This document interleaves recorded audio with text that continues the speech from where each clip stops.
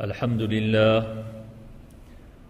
لله نحمده ونستعينه ونستغفره ونؤمن به ونتوكل عليه ونعوذ بالله من شرور أنفسنا ومن سيئات أعمالنا من يهده الله فلا مضل له ومن يضلله فلا هادي له ونشهد أن لا إله إلا الله وحده لا شريك له ونشهد أن سيدنا ومولانا محمدا عبده ورسوله أما بعد فأعوذ بالله من الشيطان الرجيم بسم الله الرحمن الرحيم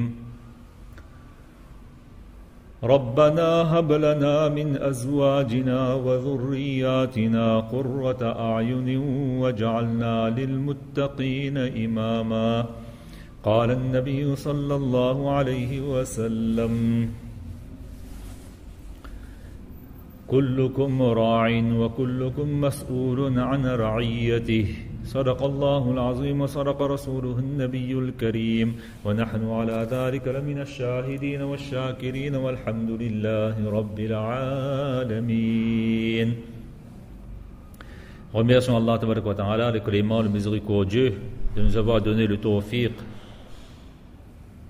de venir dans la masjid Mubarak de Saint-Louis pendant ce mois de Ramadan pour parler et écouter ces paroles sacrées, les paroles de notre bien-aimé prophète Muhammad Mustafa sallallahu alayhi wa sallam. La semaine passée, on avait parlé sur les règles d'or de l'éducation de nos enfants. Eh bien, aujourd'hui, nous allons continuer dans la même série, dans le même thème, le même sujet,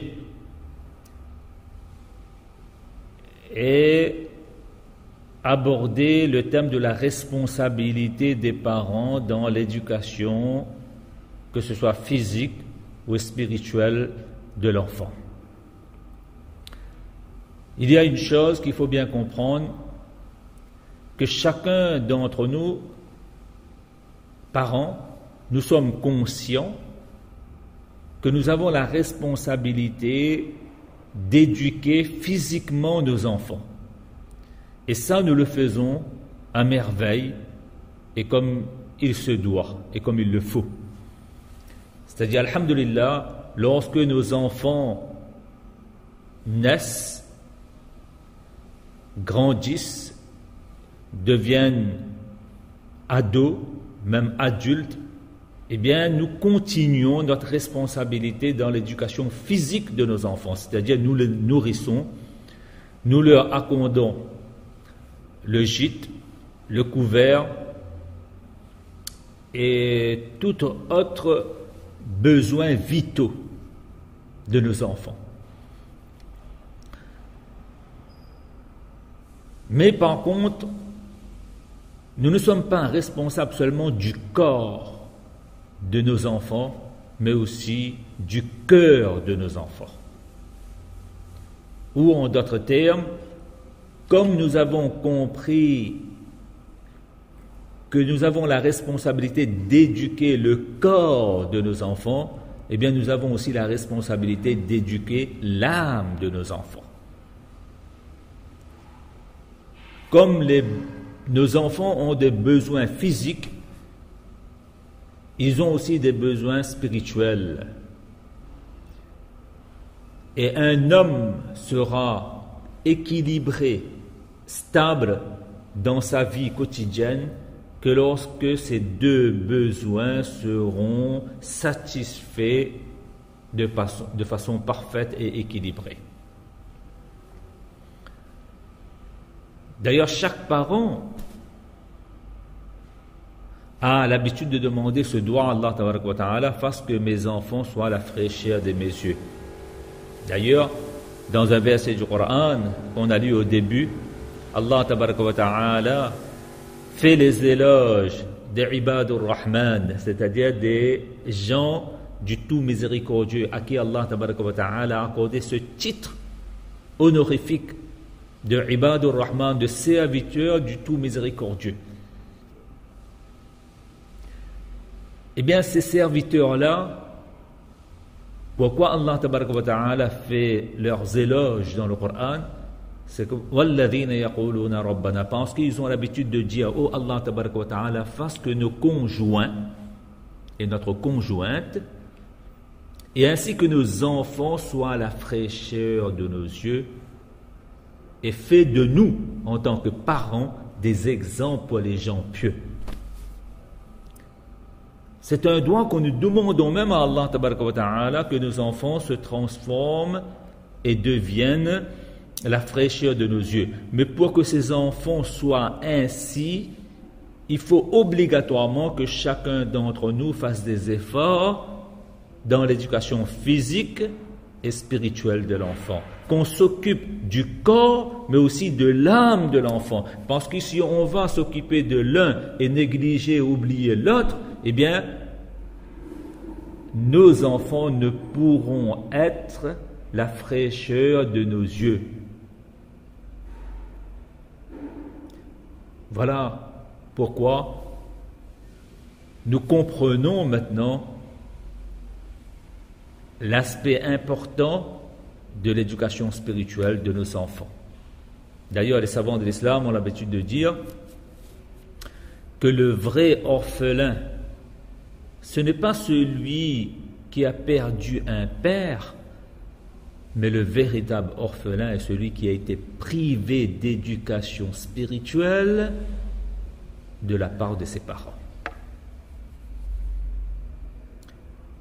Et il y a une chose qu'il faut bien comprendre, qu'en islam, tout est bon, tout est halal, jusqu'à preuve du contraire.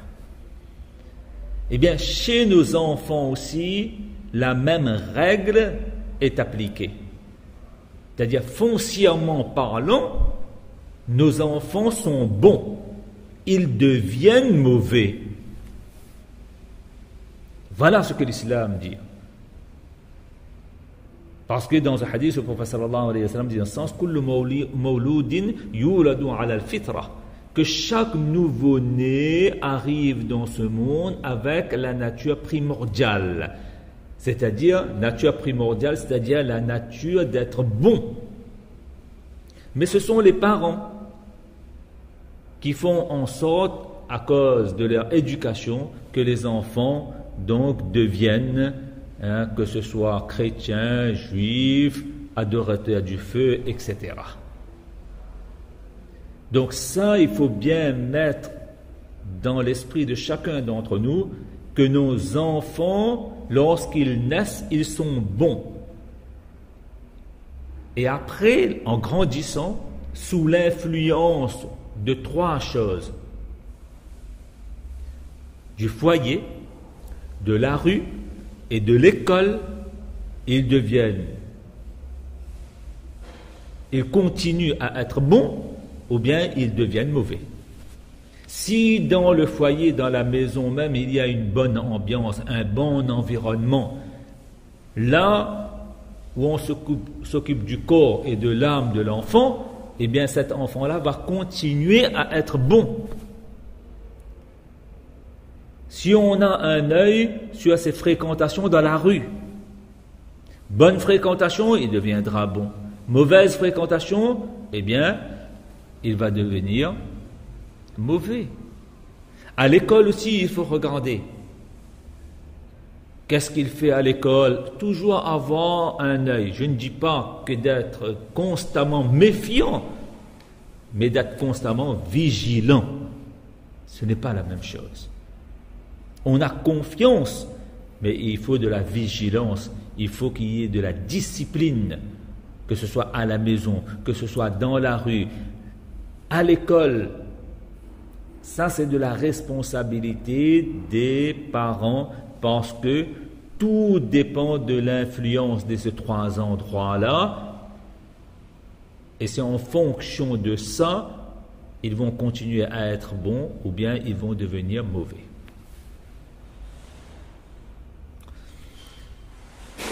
Et comme nous avons la responsabilité d'éduquer l'âme de nos enfants, j'aimerais aujourd'hui vous donner un conseil ô combien précieux, mais qui malheureusement est souvent oublié et souvent négligé dans notre société et surtout à notre époque. C'est le fait de cuisiner les repas et les mets que nous allons offrir à notre mari et à nos enfants. Ça paraît banal, ce que je suis en train de vous dire. Mais c'est très important, parce que les repas que nous allons servir à notre famille n'a rien à voir avec la cuisine ou bien les repas, les plats qui viennent des restaurants. Parce que lorsqu'une maman prépare un plat, eh bien, elle la prépare avec beaucoup d'amour, beaucoup d'affection, beaucoup de sacrifices. Chose qu'on ne trouve pas dans le plat qu'on a acheté dans un restaurant.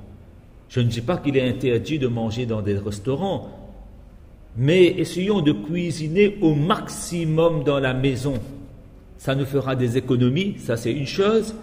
Mais deuxièmement, c'est plus bon pour le corps, pour l'esprit, pour le cœur du mari et des enfants dans la maison. Et j'ajouterai que lorsque nous avons l'habitude de cuisiner, eh bien, de prendre l'habitude aussi de faire le wuzu en cuisinant et en préparant le repas.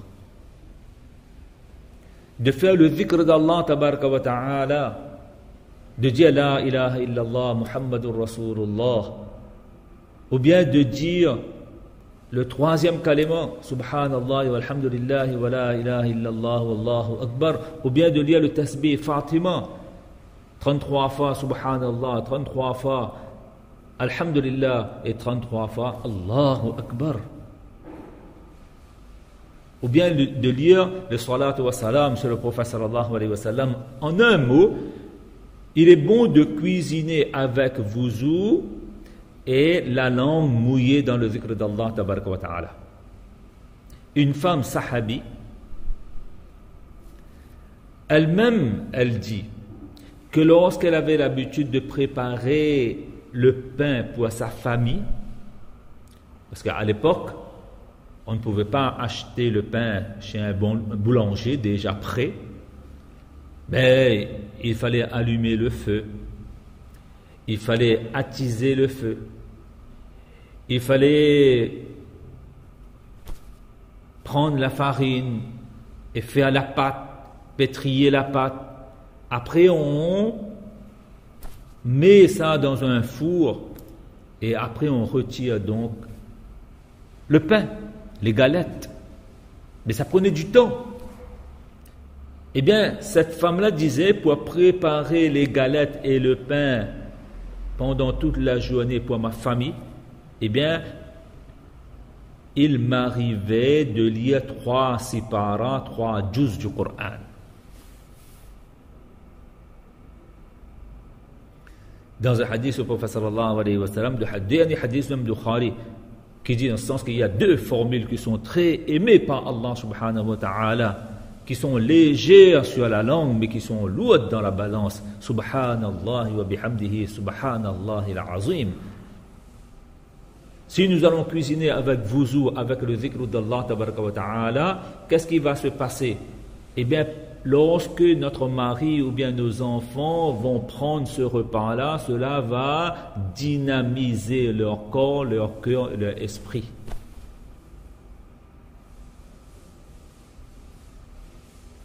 Et là, j'aimerais dire une chose très importante, que faire la cuisine pour notre mari, pour nos enfants, eh bien, ne doit pas être considéré comme une corvée, comme une humiliation, et encore moins comme un calvaire. On doit faire ça par amour. Malheureusement, dans notre société, aujourd'hui, on a cherché à nous faire croire que la femme au foyer n'a aucune estime, aucune considération. Et malheureusement, on est en train de diminuer ou encore de détériorer l'image même de la femme au foyer qui prépare le repas pour sa famille. Et on est en train de donner la considération à l'hôtesse de l'air. Qu'est-ce qu'une hôtesse de l'air fait? Eh bien, elle passe son temps à servir les étrangers. Et ça, on dit, ça c'est un boulot qui est noble. Une femme qui sert les étrangers, parce qu'en échange, il y a un salaire, on dit que ça c'est noble. Nous voyons aujourd'hui des femmes de chambre dans les hôtels, ou que ce soit dans les pensions, etc., qui arrangent le lit des étrangers. Et ça, on dit que c'est une tâche, c'est une fonction qui est noble. Allons-y, regardons dans les crèches aujourd'hui. On voit des femmes, des nounous qui s'occupent des enfants des autres. Et on dit ça, c'est une noble fonction. Les bonnes aujourd'hui, pour de l'argent, sont prêtes à laver les vaisselles, à nettoyer les vitres, à balayer dans la maison des autres. Et on dit ça, c'est une bonne chose. Mais malheureusement, Allah tabaraka wa ta'ala a fait en sorte que des gens sans foi, sans loi, sans voix, ont tellement bandé nos yeux qu'aujourd'hui, lorsque la femme s'occupe de son mari, s'occupe de ses enfants, on dit que cette femme-là n'a aucune considération, elle est en train de s'humilier.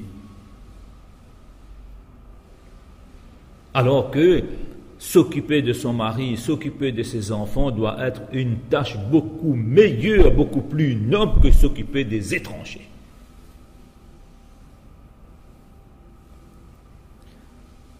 Donc Allah donne à chacun d'entre nous le tawfiq de ne jamais plus considérer le fait de cuisiner pour nos enfants, pour notre famille, comme une corvée, comme un calvaire ou encore comme une humiliation. Pas du tout.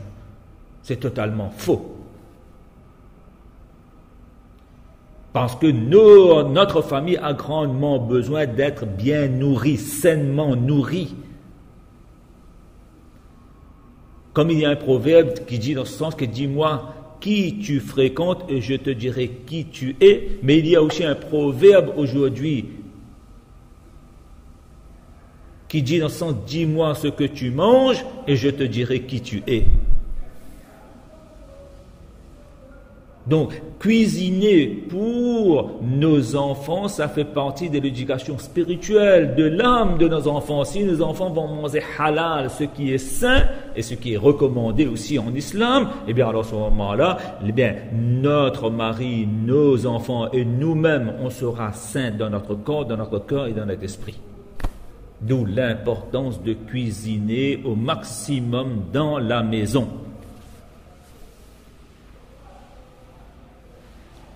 Et de diminuer les repas qu'on prend à l'extérieur.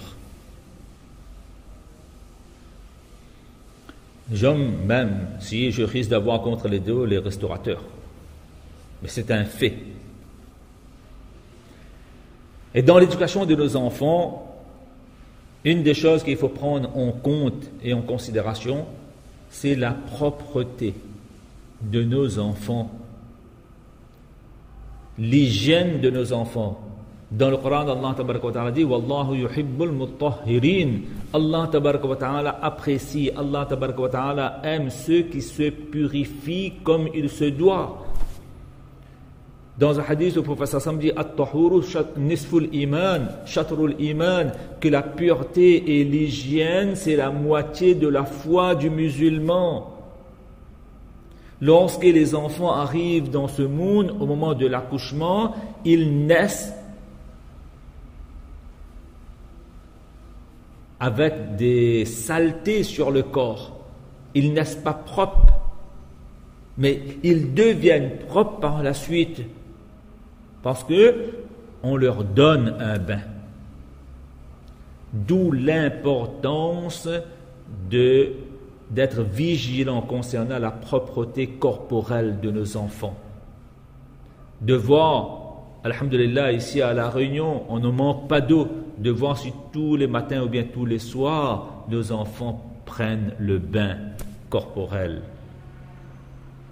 Et au début, il faudra montrer parfois à nos enfants comment il faut prendre le bain, comment il faut se brosser les dents. Oui, l'hygiène des dents, l'hygiène des habits, d'être propre corporellement parlant, dans notre habillement aussi, on doit être propre. De vérifier, les parents doivent vérifier les ongles de leurs enfants. Si les ongles ne sont pas sales, bien coupés. De vérifier aussi les cheveux de nos enfants. Est-ce que les enfants font du shampoing ou non? Lavent leurs cheveux, oui ou non? Ça fait partie de l'éducation des parents. Et ne jamais dire que voilà, les enfants, ils connaissent comment il faut faire. Non, les enfants sont immatures. Les enfants n'ont pas d'expérience. Les enfants ont besoin d'apprendre. Et les meilleurs pour faire apprendre et enseigner les enfants, eh bien, ce sont les parents et personne d'autre. Donc, d'être très vigilant dans la propreté corporelle des enfants. Il y a une autre chose dans l'éducation spirituelle de l'enfant, c'est le sens d'organisation, de créer, de faire naître dans les enfants le sens d'organisation, c'est-à-dire d'être organisés dans leur quotidien et dans leur vie. Voilà pourquoi il est important de donner des responsabilités aux enfants, à nos enfants. Par exemple, lorsque les enfants se réveillent le matin, de leur dire que voilà, dorénavant c'est toi qui fais ta chambre. Je veux, avant que tu partes à l'école, la chambre doit être propre. L'armoire, je ne veux pas avoir un habit par-ci, un habit par-là. Non, tout doit être bien rangé. Les chaussures, je ne veux pas avoir un chaussure à l'est et l'autre à l'ouest. Les effets scolaires doivent être bien rangés. Donnons des responsabilités à nos enfants qu'il faut être organisé, il faut être propre et il faut être organisé. De demander à partir d'aujourd'hui même à nos garçons, à nos filles de faire leur lit. Et de temps à autre, lorsqu'ils n'ont pas école, lorsqu'ils ont un peu le temps libre, de laver des vaisselles, de mettre le plat, les verres, de mettre le couvert, comme on dit. Et une fois qu'on a terminé de manger, alors à ce moment-là, de débarrasser la table. De temps à autre, de donner nos enfants, que ce soit garçons ou filles, il n'y a pas de triage, il n'y a pas de distinction là. De balayer de temps à autre la maison, de nettoyer les vitres, etc. Parce que qu'est-ce qui se passe? Lorsque nos enfants ne seront pas propres, ne seront pas organisés, ces enfants-là, demain, vont fonder un foyer. Ils vont se marier. Et après le mariage, ils ont des grands diplômes. Ils ont fait des grandes études. Mais ils ne savent même pas comment gérer un foyer. Ils ne savent même pas comment faire une chambre. Ils ne savent même pas comment faire la vaisselle. Ils ne savent même pas balayer. Passer un coup de balai aussi, on ne connaît pas. On va se marier. Mais lorsqu'on se marie là, on doit être formé. Et la meilleure formation se fait dans le foyer et sous notre toit. Et ça risque d'avoir beaucoup de problèmes après le mariage. Et là, je dis clairement, que ce soit garçon ou fille, parfois on donne à nos filles toutes les tâches. Ce sont les filles qui doivent ranger les chambres, faire le lit, faire la vaisselle, le balai, le nettoyage. Et le garçon, lui, il passe son temps sur Internet ou encore sur l'ordinateur. Non! C'est faux! Parce qu'après le mariage, parfois, au moment de l'accouchement, lorsque la femme est malade, etc., il faut que le mari, lui aussi, il peut faire un minimum du ménage. Sinon, il y aura problème. Si l'homme arrive à gérer tout un magasin, il arrive à gérer toute son entreprise dans son lieu de travail, c'est lui qui est considéré comme le boss. Mais cette petite entreprise qu'on appelle foyer, qui est aussi importante que son entreprise dans laquelle il travaille, eh bien, s'il n'arrive pas à gérer son foyer, eh bien, il y a quelque chose qui cloche, il y a quelque chose qui ne va pas. Donc, dès l'enfance même, donner à nos enfants le sens de l'organisation, l'importance de la propreté corporelle. Dès que nos enfants sont petits même, il faut leur donner l'habitude de parler correctement, d'avoir dans le langage des disciplines, des règles à respecter, des limites à ne pas dépasser. Par exemple, de commencer à dire à nos enfants que lorsqu'on voit quelqu'un dans la rue et qui est plus vieux que nous, plus âgé que nous, eh bien tu ne dois pas le tutoyer, tu dois le vouvoyer. Tu ne dis pas tu, mais tu dis vous. Le respect à l'égard des autres commence par le langage et aussi par le comportement. De dire à nos enfants des gestes simples mais importants, que lorsque quelqu'un de plus âgé ou bien quelqu'un d'autre te demande quelque chose, que tu dois dire oui ou bien non, de ne pas seulement bouger la tête, non, mais tu as une langue dans ta bouche, mais de dire oui ou non. Lorsque quelqu'un te donne quelque chose, eh bien de dire merci. Et ce serait mieux, si c'est un musulman qui te donne quelque chose, de dire jazakallahu khayra. Lorsque tu rencontres un musulman ou bien une musulmane, tu dis assalamu alaykum. Lorsque tu rencontres un non-musulman, tu dis bonjour, salut. Ces civilités-là qu'aujourd'hui on a perdues, ces règles des bienséances, de politesse qu'aujourd'hui on n'enseigne plus nos enfants. Et puis on se plaigne à longueur de journée que voilà, aujourd'hui, eh bien, les jeunes sont impolis, les jeunes sont comme ça. Mais pourquoi ils sont comme ça? Parce que nous n'avons rien fait pour qu'ils soient polis.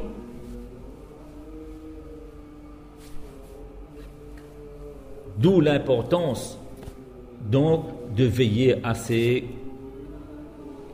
quelques conseils donnés par nos ulama ikram, tirés du Coran et des hadiths du prophète sallallahu alayhi wa sallam. Donc on va récapituler là. Si nous voulons que nos enfants deviennent la fraîcheur de nos yeux, eh bien commençons tout d'abord par l'éducation de leur âme, c'est-à-dire cuisiner. Offrez à notre famille, à nos enfants, à notre mari, le plat que nous avons préparé de nos propres mains.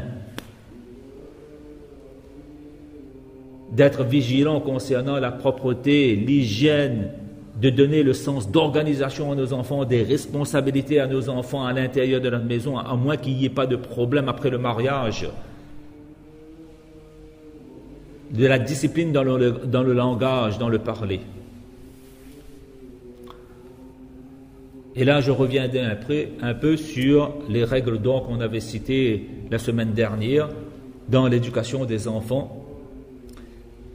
Que lorsque nous voyons qu'un enfant est en train de faire la tête, ça arrive, un enfant est un enfant, parfois il est en train de bouder, parfois il fait la tête, parfois il est têtu, comme on dit, hein, parfois les enfants sont têtus comme des mules, et on connaît, lorsqu'un âne fait la tête, croyez-moi, c'est pas joli à voir.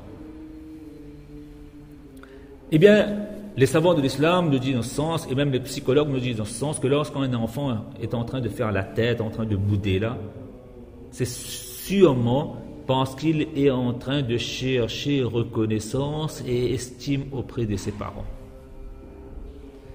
Si lorsque l'enfant fait la tête et se montre têtu, nous allons l'ignorer davantage, mais lui aussi il va bouder et il va faire la tête davantage. quand il fait la tête, il est en train de nous communiquer un message qu'il ne dit pas avec sa langue, mais par son comportement. Le message qu'il veut nous transmettre, c'est quoi? Il veut se sentir important dans ce foyer-là, dans cette maison-là. On est en train de le considérer comme un imbécile, comme quelqu'un qui est bête, quelqu'un qui ne vaut rien. Voilà pourquoi il fait la tête.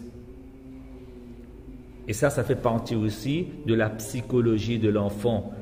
Ça fait partie aussi des décodeurs que les parents doivent se munir pour comprendre quel message l'enfant veut lui transmettre à travers son comportement.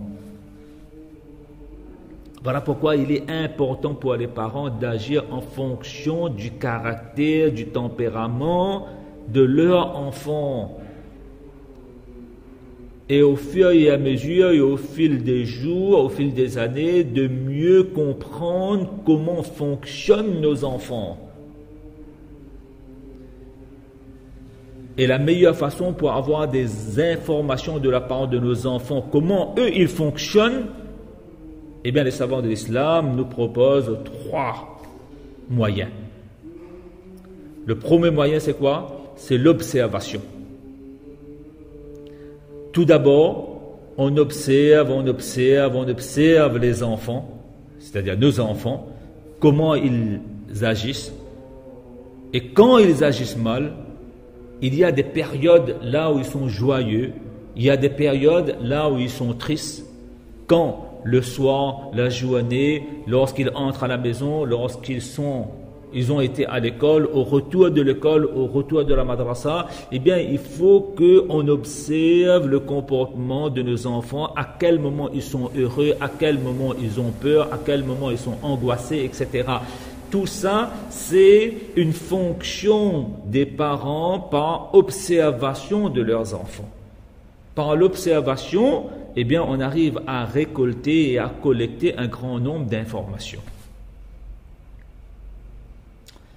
Deuxième moyen par lequel on arrive à avoir beaucoup d'informations sur nos enfants, c'est par l'interrogation.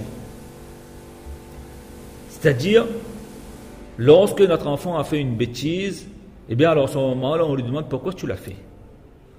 Au moment où tu as fait cette bêtise-là, qu'est-ce que tu avais en tête? Qu'est-ce que tu avais pensé? On essaye de creuser, on essaye de fouiller. Parce que l'enfant, ce que lui, il va dire est mieux que ce que nous allons imaginer pourquoi il a fait ça. Le fautif peut mieux nous faire comprendre pourquoi il a fait la faute. Et souvent, qu'est-ce qui arrive? Que nous cherchons à imaginer pourquoi il a fait. Alors que le chemin le plus court était de lui demander, mais pourquoi tu as fait?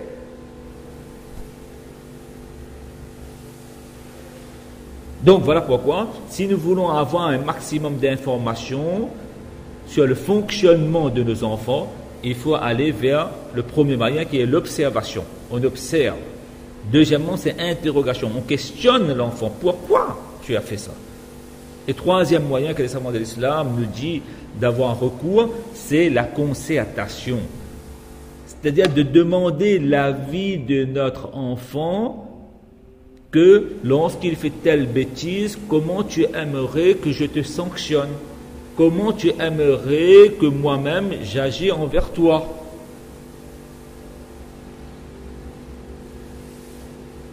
Donc avec ces 3 moyens, interrogation, observation, concertation, on arrivera à avoir un maximum d'informations, et avec ces informations que nous allons accumuler et conserver dans notre cerveau, eh bien, à chaque fois, comment il faut agir, quand il faut agir, comment il faut agir, de quelle façon il faut agir, eh bien, ça va nous permettre de mieux agir et de mieux régler les problèmes qui vont surgir.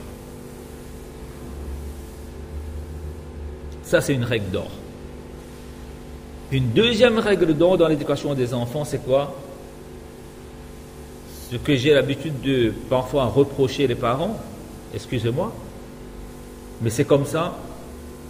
qu'on a tendance, nous parents, de critiquer l'enfant lorsque l'enfant fait quelque chose qui n'est pas bien, qui est mal, mais rarement on complimente l'enfant lorsque l'enfant fait quelque chose de bien et de correct.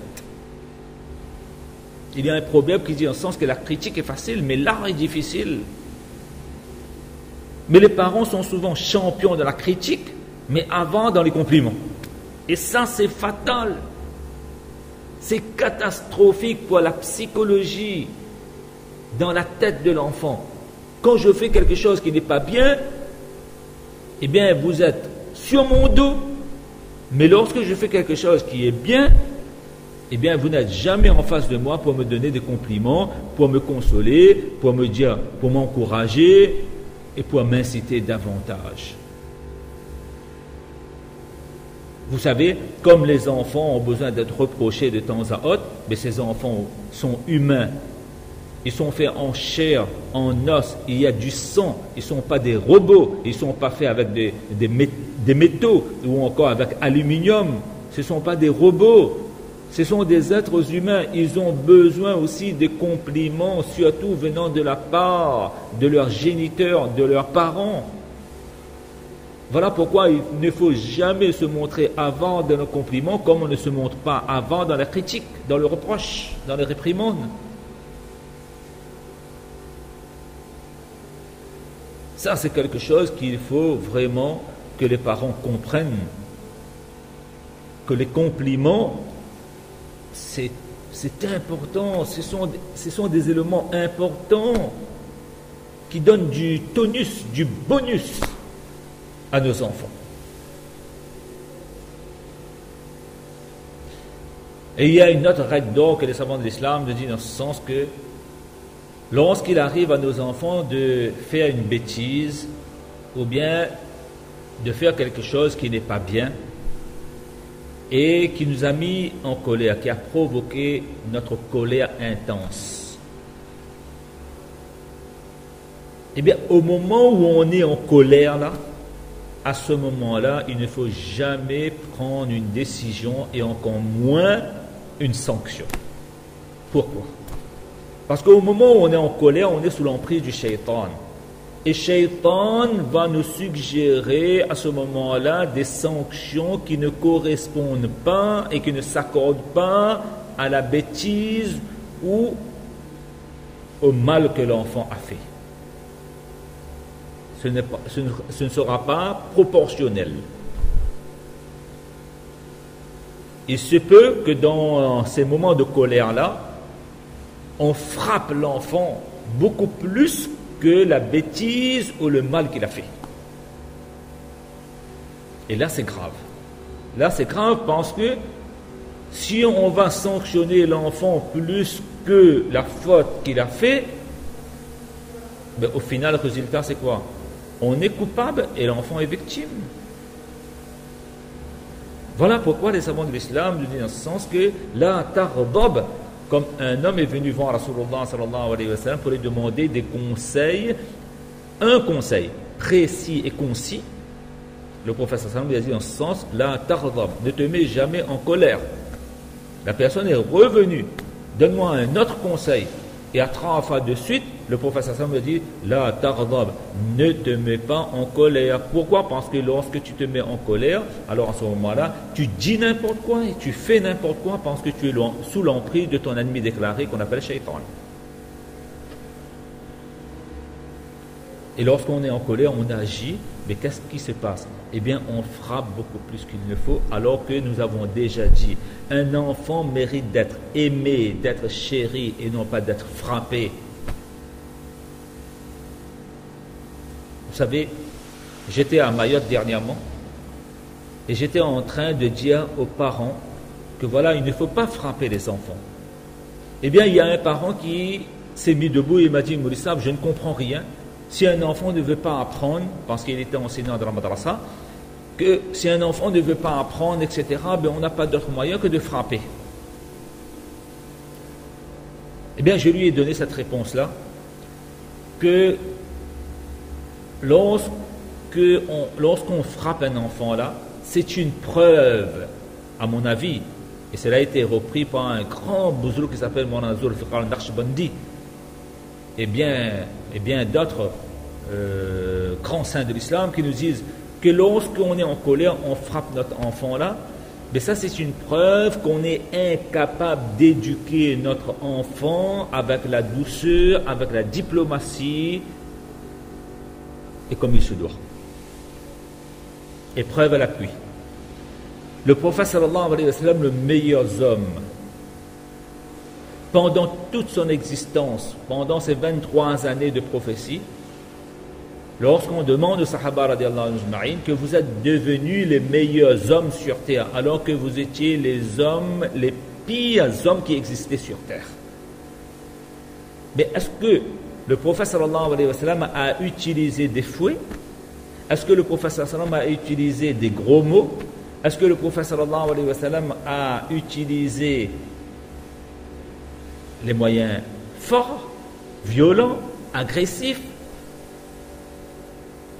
Eh bien, tous les Sahaba radiallahu anhum sont unanimes pour dire que nous n'avons jamais vu un enseignant plus doux, plus indulgent et plus compréhensif que le prophète sallallahu alayhi wa sallam. Il ne nous a jamais frappé, jamais réprimandé, et oui, jamais insulté. Le prophète sallallahu alayhi wa sallam n'a pas utilisé tous les moyens que nous aujourd'hui on utilise, et il a produit les meilleurs hommes qui ont existé sur terre, les sahaba radiallahu anhum ajma'in.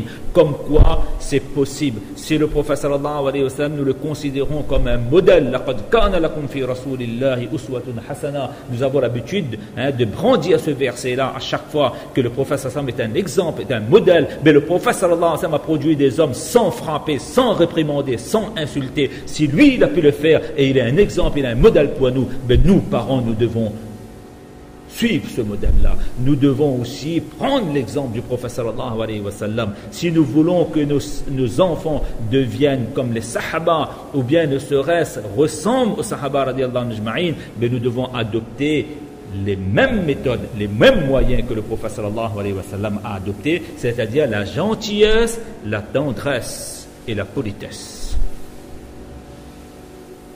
Bien sûr, quand notre enfant a fait une bêtise, lorsque notre enfant a fait une faute, a fait une erreur, on a le droit de se mettre en colère. Mais la phrase ne se termine pas là. On a le droit de se mettre en colère, mais on a le devoir, islamiquement parlant, de maîtriser notre colère. Voilà pourquoi mon chef Ritani nous donne une technique, une tactique formidable, admirable.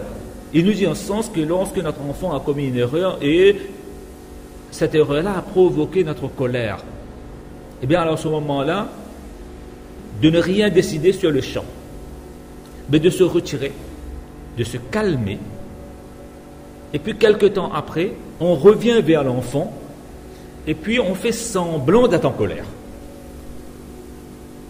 Par notre visage, par le ton de notre voix, etc. On fait semblant d'être en colère. Parce que lorsqu'on va faire semblant d'être en colère, alors à ce moment-là, on montre à l'enfant qu'on n'est pas d'accord avec ce qu'il a fait. Donc c'est quelque chose de gagné.